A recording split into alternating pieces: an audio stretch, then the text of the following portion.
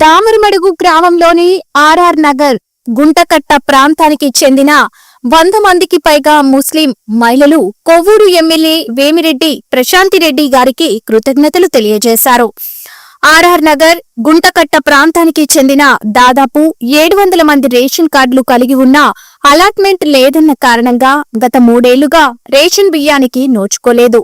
అర్హులైన తమకు బియ్యం తదితర నిత్యావసరాలు అందివ్వాలని అధికారులు ప్రజాప్రతినిధుల చుట్టూ తిరిగినా సమస్య పరిష్కారం కాకపోగా అలాట్మెంట్ లేదన్న సమాధానమే వచ్చేది.